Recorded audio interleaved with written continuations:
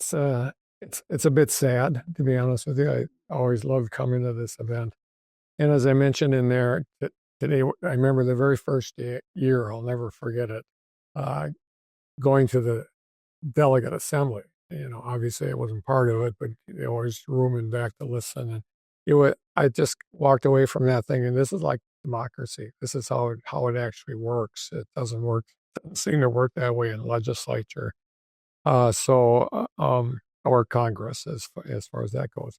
So it was a good start, and that's why I loved coming here. Obviously, the great speakers, but I'd say out of the 44 years, I'll bet I went to the delegate assembly and watched it in action for about 40 of those years.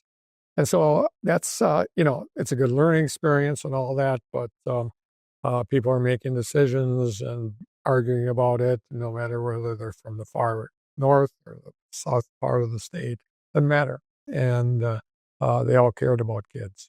Yeah, I think it's, a good example of that, frankly, is the legislature in Madison, state legislature.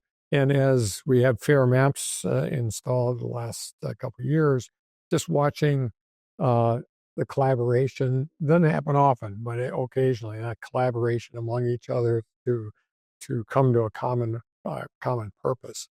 And same thing here. I mean, you have people that sit in school board meetings, once a month or twice a month. There are a lot of it. A lot of people are actively involved on a daily basis, and having them come here and kind of even in the informal conversations are learning from each other. And obviously the speakers are good. They kind of kick off people's comments, but it's always good for them to have that informal time to reach out and talk to each other.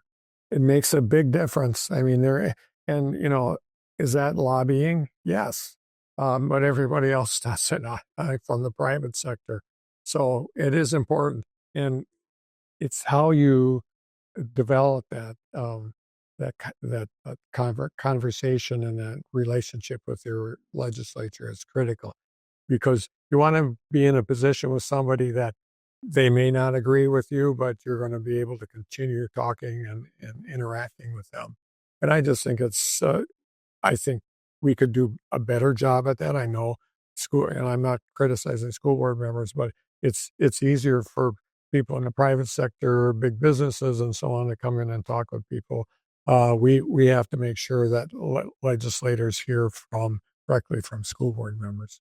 Well, they have to have a basic knowledge of what goes on in the classroom, frankly, and be supportive. I mean, it's easy to think about all the other things that are going on that maybe aren't that controversial. There's always some controversy for public schools, and so we have to make sure that that legislators and school board members continually to talk and understand each other's positions, and it has to be regular. There's no question the school board association plays a huge role in that, and goodness, they have good staff that help out.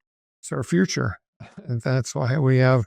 And so I said in there that we have a year of X, year of Y, year of Z, but for me, it's always the importance of the year of the kid. It's an everyday thing, and you think about how all the other parts of state government fit because of public education.